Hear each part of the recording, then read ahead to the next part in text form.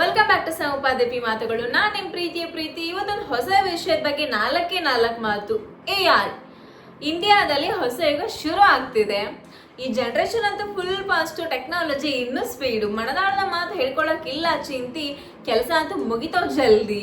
ಎಲ್ಲ ಹುಡುಗಿರ್ ಬಾಯಲ್ಲೂ ಒಂದೇ ಒಂದು ಮಾತು, ಪರ್ಫೆಕ್ಟ್ ಬಾಯ್ ಫ್ರೆಂಡ್ ಇದು ChatGPT. ಜಗತ್ತಿನ ಜಾತಕನ ಜಾಲ ಆಡ್ತದ, ಇನ್ನೇನ್ ಕೇಳಿದ್ರೆ ಪಟ್ ಅಂತ ಹೇಳ್ತದ. ನಮ್ಮ ದೇಶದಲ್ಲಿ ಇವಾಗ ಇಂಡಿಯಾ ಅಂತ ಲಾಂಚ್ ಆಗಿದೆ. ಅದಕ್ಕೆ 10 ಕೋಟಿ ಇನ್ವೆಸ್ಟ್ ಮಾಡಿದಾರ.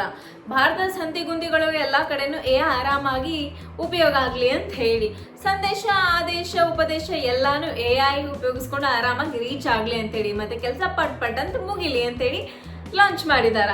ಅದ್ರಲ್ಲಿ ಬರೋ ಒಂದು ಪ್ರಾಜೆಕ್ಟ್ ಭಾರತ ಜನ. ಇದನ್ನ IIT ಬಾಂಬೆದವ್ರು ಟೇಕ್ ಓವರ್ ಮಾಡಿದ್ರೆ ಇದು ಯಾಕೆ ಮಾಡಕತ್ತಾರಪ್ಪ ಅಂದ್ರ, ಈ ಭಾರತದೊಳಗೆ ಸಿಕ್ಕಾಪಟ್ಟೆ ಭಾಷೆ ಇದಾವಲ್ಲ, ಎಲ್ಲ ಭಾಷೆ ಒಳಗೂ ಆರಾಮಾಗಿ ಯೂಸ್ ಆಗ್ಲಿ ಅನ್ನೋ ವಿಚಾರದಿಂದ ಇದನ್ನ ಸ್ಟಾರ್ಟ್ ಮಾಡ್ಯಾರಿ.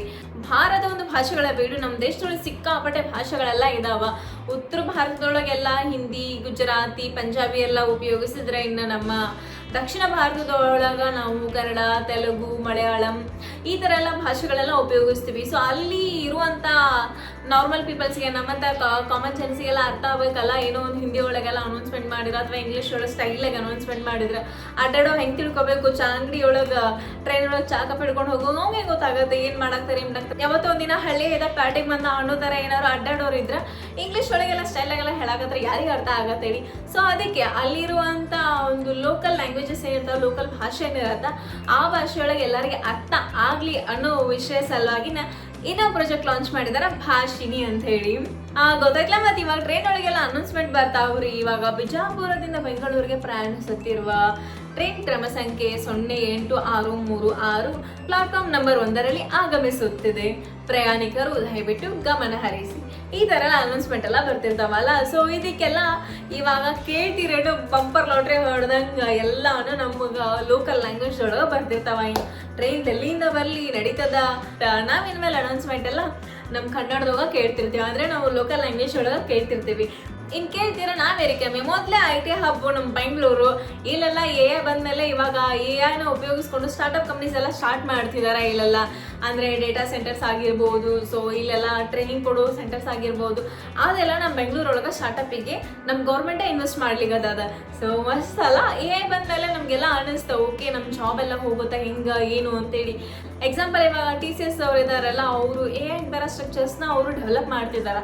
ಸೊ ಅನ್ಸುತ್ತೆ ಓಕೆ ಇವಾಗ BPOದವರಿಗೆ ಮತ್ತು ಅದರ್ ರಿಪೋರ್ಟ್ ಸೆಂಟರ್ಸ್ ಅವರಿಗೆಲ್ಲ ಹೆವಿ ಪ್ರಾಬ್ಲಮ್ ಇದು. ಓಕೆ AI ಬಂದಮೇಲೆ ಅವ್ರದ್ದೆಲ್ಲ ಜಾಬ್ಸ್ ಎಲ್ಲ ರೆಡ್ಯೂಸ್ ಆಗ್ತಿದ್ದಾವೆ. ನಾವು ನೋಡ್ತಾನೆ ಇದೀವಿ. ಎಷ್ಟು ಕೂಡ ಚೆನ್ನಾಗಿ ಕೆಲಸ ಏನೋ ತೆಗೆದುಬಿಟ್ಟಾರೆ AI ಬಂದಮೇಲೆ. ನಿನ್ನ ಕೆಲಸ ಅದ ಮಾಡೋದು ಹೋಗ್ಲಿ, ನೀನು ಹಾಕಬೇಕು ಅನ್ನೋ ಒಂದು ಬಿಲ್ಡಪ್ಪಲ್ಲೇ ಇದಾವೆ. ರೀ ಒಪ್ಕೋತೀವಿ ನಾವು, AI ಬಂದಮೇಲೆ ಕೆಲಸ ಎಲ್ಲ ಫುಲ್ ಈಸಿ ಆಗಿದೆ, ಇಲ್ಲಂತಲ್ಲ. ಹಂಗಂತೇಳಿ ಕೆಲಸ ಎಲ್ಲ ರೆಡ್ಯೂಸ್ ಹಾಕೋತ ಹೋದ್ರೆ ಮೊದಲೇ ನಮ್ಮ ಭಾರತದ ಜನಸಂಖ್ಯೆ ಇಷ್ಟದ, ಅದ್ರ ಕೆಲಸನೇ ಇಲ್ಲ ಅಂತಂದ್ರೆ ಹೆಂಗೆ? ಆದ್ರೆ ನಮ್ಮ ಭಾರತದೊಳಗೆ ಕಾಮನ್ ಆಗಿ ನೋಡಿದ್ದೀನಪ್ಪ ಅಂತಂದ್ರೆ ಹಳ್ಳಿ ಕಡೆ ಎಲ್ಲ ಯಾರೊಬ್ರು ದುಡಿತಿರ್ತಾರೆ, ಮನೆಗೆ ಒಂದು 10 ಮಂದಿ ಕುಂತು ತಿಂತಿರ್ತಾರೆ. ಸೊ ಇಂಥ ಪರಿಸ್ಥಿತಿ ಒಳಗೆ ಇರಬೇಕಾದ್ರೆ ಆ ಒಬ್ಬ ಪರ್ಸನಿಗೂ ಕೆಲಸ ಹೋದ್ರೆ ಹೆಂಗೆ ಹೇಳಿ? ಜಾಬಿಗೇನು ಪ್ರಾಬ್ಲಮ್ ಆಗಲ್ಲ. ಇವಾಗ ಬಂದದ ಅಂದಮೇಲೆ ಅಂದ್ರೆ ಏನದ ಮೀನಿಂಗ್ ನನಗೆ ಅನ್ಸಿದ್ದು ಅಂತಂದ್ರೆ, ಒಂದು ಟೆಕ್ನಾಲಜಿ ಬಂದದ, ನಮ್ಮ ಕೆಲಸನ ಈಸಿ ಮಾಡಾಕತ್ತದ ಅಷ್ಟೇ. ಸೊ ಅದೆಲ್ಲ ಅದೇ ಟೆಕ್ನಾಲಜಿ ನಾವೇನಾದ್ರೂ ಕಲತ್ರ ಅದ ಬೇಸ್ ಮೇಲೆ ಜಾಬ್ ಓಪನಿಂಗ್ಸ್ನು ಸಿಕ್ಕಾಪಟ್ಟೆ ಬರ್ತಾವ.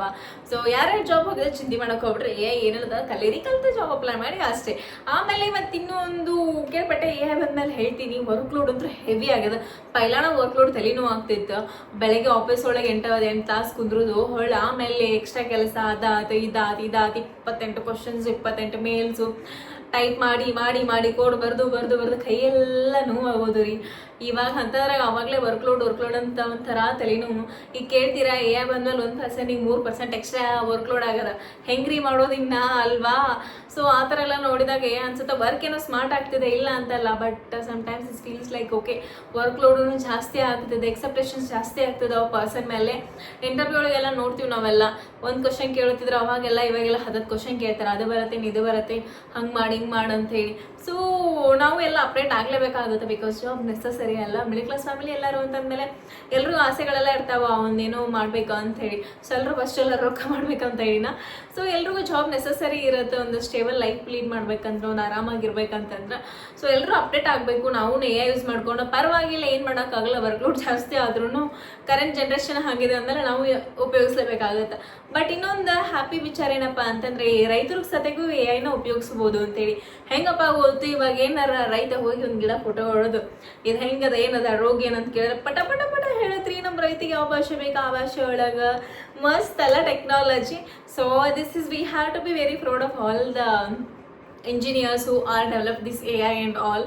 ಸೊ ಮತ್ತೆ ನಾಳೆ ಇದೇ ಟೈಮಿಗೆ ಸಿಗೋಣ. ಅಲ್ಲಿವರೆಗೂ bye bye, good night, take care, ಶುಭರಾತ್ರಿ.